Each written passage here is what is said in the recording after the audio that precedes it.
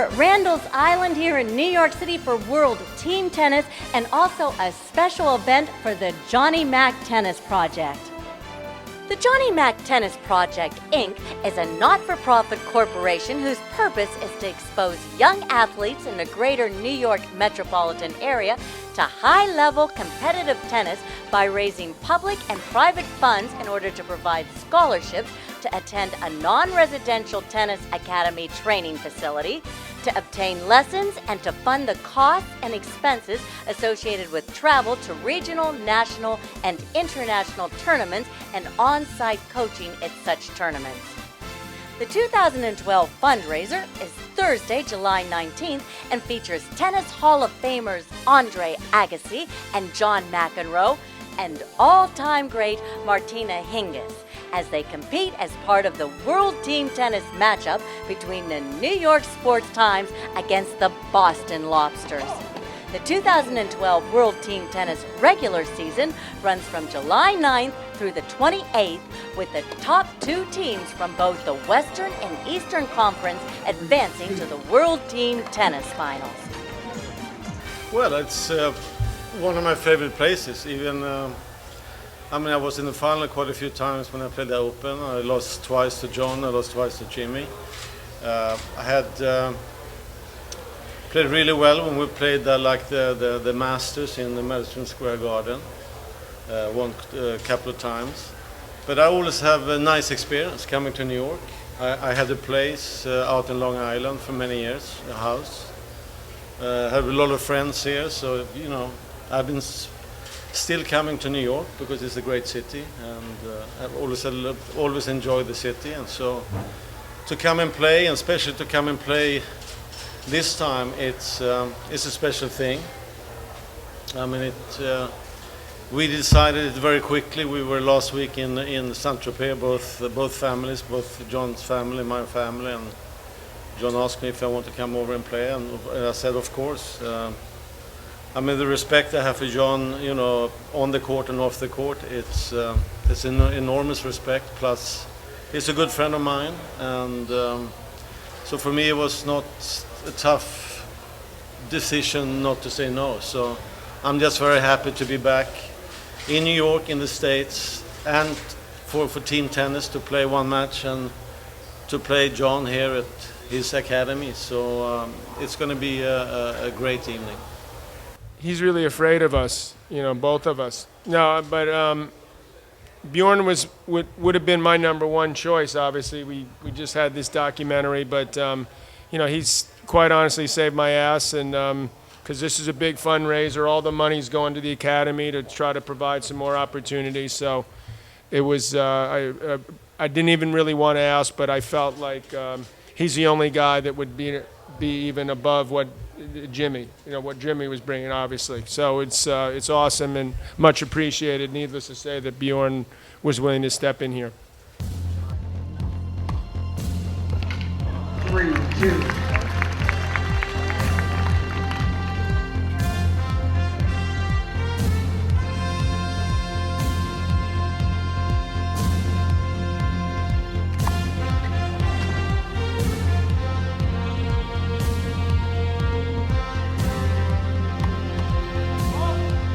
Point. 2-0.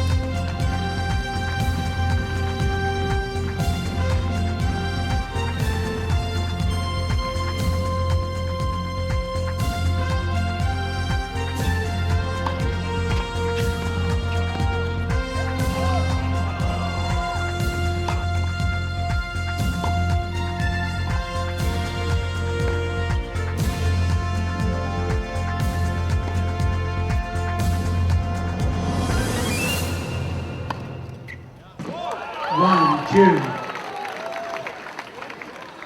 127 mile per hour serve on the accurate scoreboard for Bjorn Borg. Let's see, what do you hear?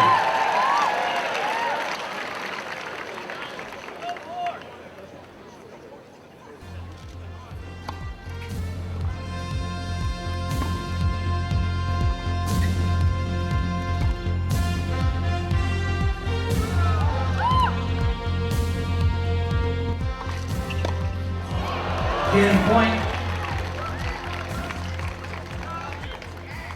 Well, for me, it's always a special thing, not only to play John, but to see him once in a while too, because, like I said before, with the rivalry we had in the past, and even with a lot of great matches on the senior tour. So every time I think when I walk out on the tennis court with John, it's always going to be a special moment to see him on the other side. It's a special thing, as long as I can stay in shape and play tennis and play against John once in a while, I think that would be a great feeling. And it brings back nice memories. What we did for tennis in the past. I'm proud. I think even John is proud that we, lifted tennis to a different level. We helped tennis a lot, to come to the level tennis is today, and we were part of that during our time. So we were proud of that. Bjorn, these two books that have come out, this HBO special.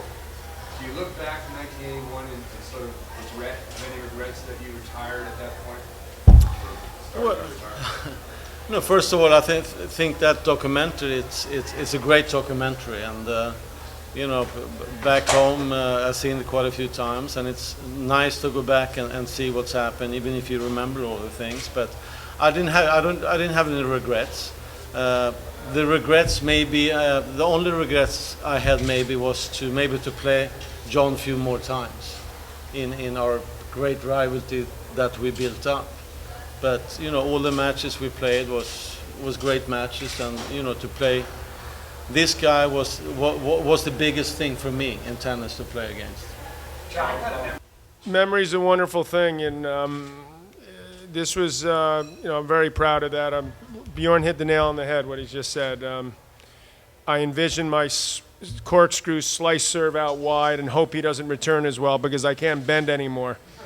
So that's sort of what is that now. But you sort of envision what it was going to be. It's like he knows what I'm going to do. I know what he's going to do, and it's just the most important thing is that we remain in contact. And one way to do that, obviously, is when we get on the court together. And you never can take away what happened in the past. And even much more prouder now when you get to see something as well done as what they did with HBO.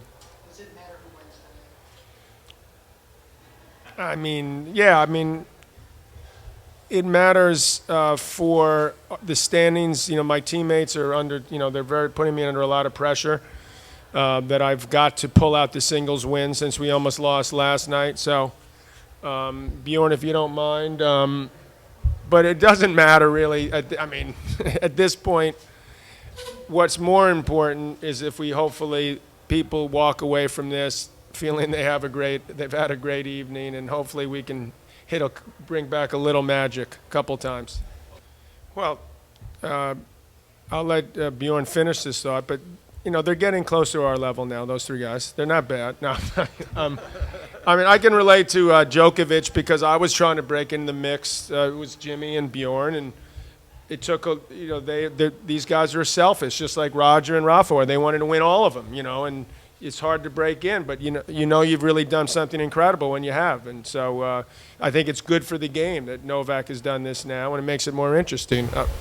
Well, it's like John said. Rivalry is the best thing for any sports, and like you said, it was Connors, John, myself, and this maybe Murray is coming into. There's four guys in the top, and.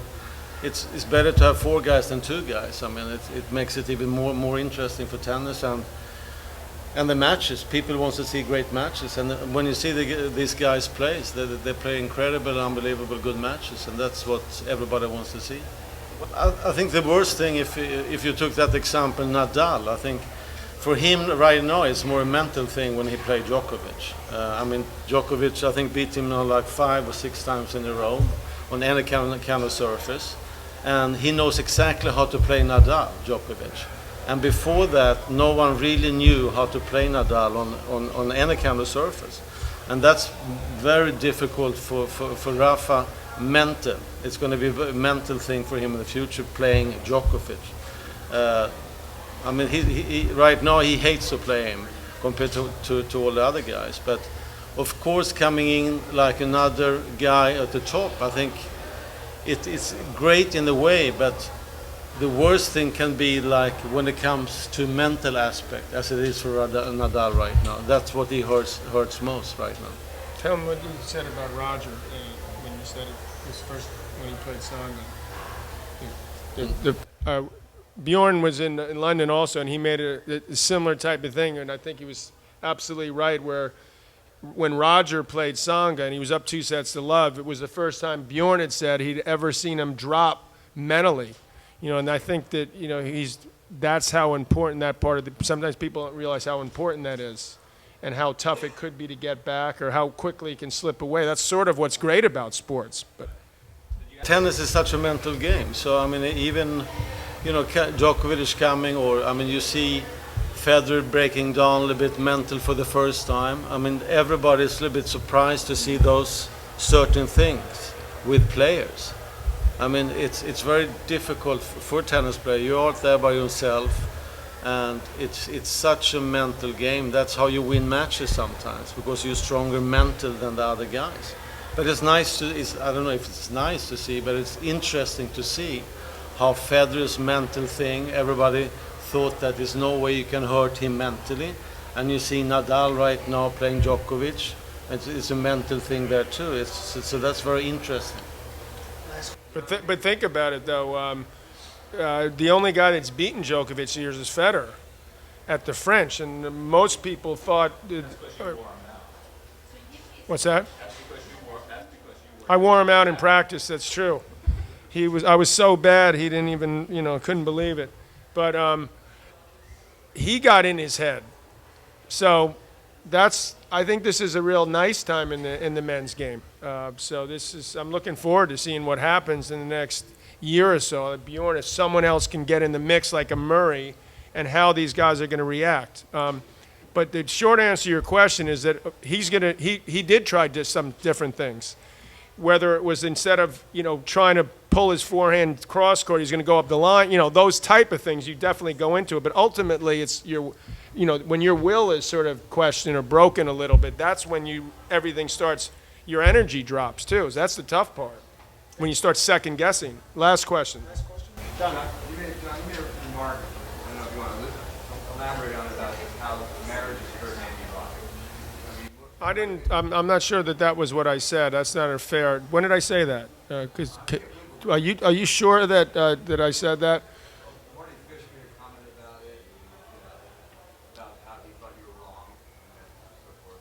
Well, I mean, Marty and him are great friends, so he'd obviously would defend it. All I said is that in my experience, I'll speak for myself, that you could at times use a lot more energy than you'd like to, even though I said I believe and I felt in some ways myself that you could be happier off the court or happier than ever been, but that doesn't translate to what's happening on the court, where you need to have the killer instinct. So you want to talk about Roddy's marriage in particular? No, I'm talking about the fact that he was happy actually in some cases helps people, in some cases it doesn't. And so far it seems like the energy that it requires to deal with the likes of Federer, Djokovic, Nadal, you need to give like 7 hours a day. You need to, do absolutely everything perfectly right. That's I'm not that stupid, that I'm going to say something like, he's married to the wrong person. Please. We're at Randall's Island in New York City for World Team Tennis and a special benefit for the Johnny Mac Tennis Project. Hey, Billy.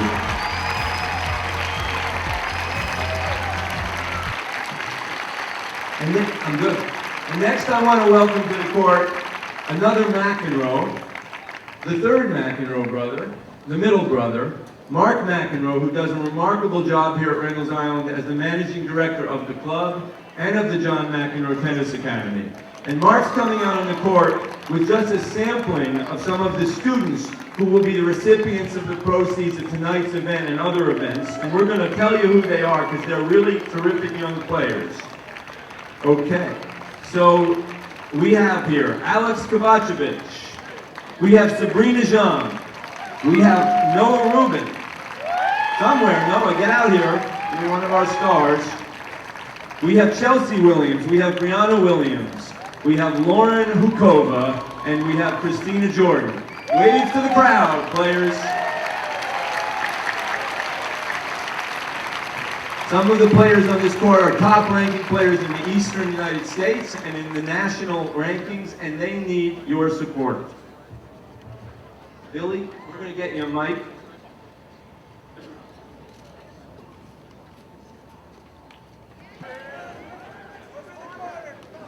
$11,000. Thank you.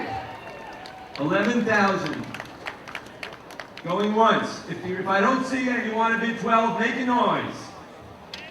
11,000 going twice.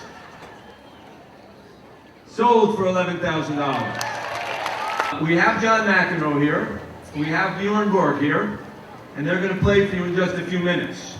But tomorrow morning, sometime between 9 and 11, they are ready to play with you and a partner of your choice in an epic doubles match played here at Randall's Island. And we're going to start the bidding for that once-in-a-lifetime experience. You can bring your pro, you can bring your husband or wife, you can buy it for your kids, you can do what you want. John and Bjorn are ready to go. It'll be a best-of-3 World Team Tennis format match, and you're going to get some time with those guys, some pictures and an experience you'll never forget. We're going to start the bidding at $25,000. Come on, everyone. Matches. Is that all we're going to go to? Not that that's not a lot of money. Of course it is, and we appreciate that. But I happen to have an anonymous bidder who has bid $100,000. And I'm getting the feeling that that bid is going to win. So rather than keep things stalling, I want to thank that person. He's asked me not to name him, and we appreciate the effort by a couple of you guys that bid. I also want to thank a friend of mine, Steve Schwartzman, who I saw last week in the south of France. You know, tough life, Saint-Tropez. Someone's got to do it. So the two of us did it. And Bjorn and I went over to Steve's house, and he was kind enough to offer up $100,000 as well to my Johnny Mac Tennis project. So I want to give him a personal thanks, because he loves the sport of tennis. He's involved in quite a few philanthropic situations with kids, helping kids get educated and to help us try to get the buzz back to tennis. So we thank you, Steve, and we thank everyone for coming tonight for this cause. Thanks a lot. Much appreciated. Thanks, everybody. Oh, it's great to be part of it. I mean, it's a treat for myself to be able to watch it and be out here and experience it. I mean, it's amazing. Two greats like John and Bjorn. It's just really, like, I wish now I had seen some more of it, like in the great days. And just one more. 15 years ago when you won the U.S. Open, you beat Venus Williams. Are you surprised that Venus and, of course, Serena are still playing at such a high level? Well, it's pretty much up to them if they feel fit and they're healthy. I mean, they have such big games. I mean, they were the greatest, you know, in 2000, from 2000, 2002, and 2003, they pretty much owned it. So, no, it doesn't really surprise me because physically, if they're well and healthy, it's remarkable what they're still able to do. What was your biggest challenge tonight? Well, obviously, just everything, just be part of WTT. It's just great to be out there and playing. I mean, obviously, tonight was not my night, but hopefully tomorrow night we can turn it around and come up with a victory. If I lost the match, I thought we had a good match, and I really had a great time. And is he still a formidable opponent, or has he slipped a little bit? No, he's still a fighter. He still wants to win all the time, and you know, he still plays a lot of tennis, a lot of senior events, and he's a great competitor. I mean, for me, he's a good friend, and you know, that's a guy I respected the most of all the guys in the history of tennis. I mean, both on the court and off the court. So, and it's a good friend of mine.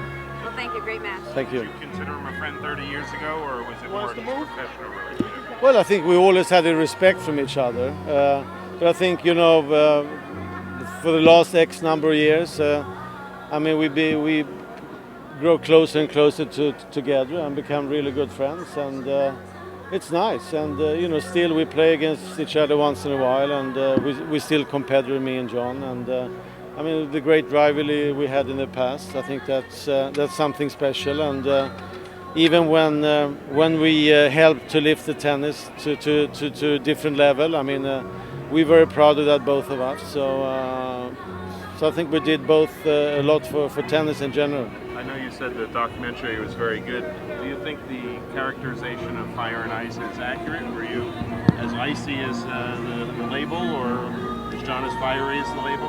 I think it's a great documentary. I mean, I like it a lot. And if you look at us on the court, I mean, it's pretty much what the documentary shows. You know, I mean, he was more fiery and was more icy than him. Then outside the court might be a different person, but you know, when we compete and you know, playing the big matches, the big tournaments, then it was pretty accurate actually. You said, go ahead. What's your favorite part of tonight? Favorite part tonight? Yeah. No, I think just coming back and play team tennis. Come back to New York. I always enjoy New York. Come back and play John in his academy. I think it was a great thing. I mean, team tennis has always been a great concept, and I always enjoy playing team tennis, even if it's not only going to be for one match. But come back and play John here, it's always something special. So that was the high of the night, you could say that. I just wanted to ask you what your greatest moment in tennis history ever was. Well, probably the Wimbledon final with Bjorn. That's the one that people always talk to me about, and this is a close second tonight. And can you tell us a little bit about what your highlight of tonight was? What was the greatest point, the most enjoyable part of pulling? Just that Bjorn came, he helped me out for a great cause, and he's a great friend, and we had some fun. And what do you have to say about the academy and how the way it's been coming along? Oh, it's going to be, we're trying to get the buzz back in tennis, and there's a lot of other countries doing a lot of work, so we got our work's cut out for us, but it's going to be great. Thank you. You said you're trying to get some of the magic back tonight to give to the fans. How do you feel? You know, I mean, I'm struggling. You know, I'm not back the way I'd like to be, but it's not easy to come from Europe, and it takes some time, and it's a crapshoot. This court's pretty quick, and these guys hit a big ball, and it's hard to say. You know, if we'd done better in doubles, won that, it wouldn't have been an issue at the last match. But each day I feel a little better, but I just haven't been able to connect the way I'd like. Is it only appropriate going to a tiebreaker with Bjorn? Yeah, I think so. It was this is the way it should be, and it wasn't the determining factor in the overall match, so it was a good thing. How satisfying was the win tonight overall? Well, it was just great to be with him. Not, you know, I mean, the match itself was secondary. We're trying to get some buzz back into the sport, and seems like it slipped. So this is a way to sort of hopefully step by step get more people into it. What needs to be done to get the buzz back? Well, there's a lot of things, but if I knew and everyone else would, we'd be doing it already. But certainly there's a lot of things that we're going to try to do, and I assume that people in other parts of the country are going to try to be doing things also. But obviously you need better athletes, and try to get some of the kids, some of the ones that go play basketball, football, etc., into tennis.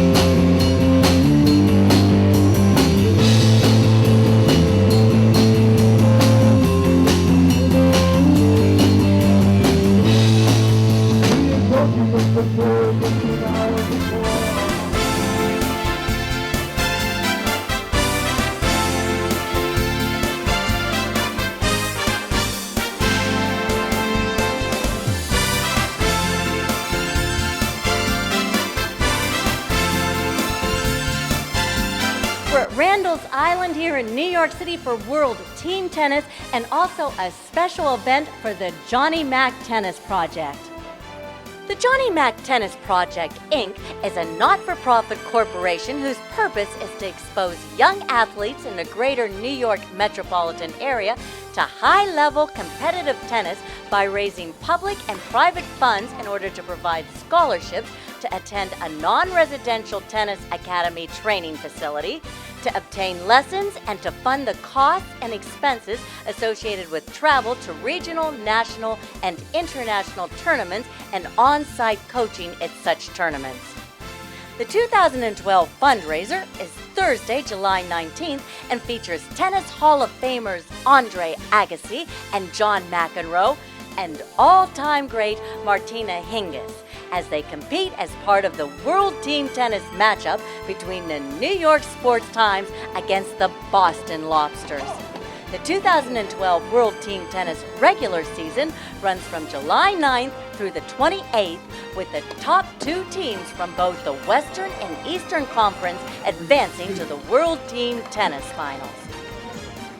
I'm Kristal Hart reporting from Randall's Island, and thanks for watching.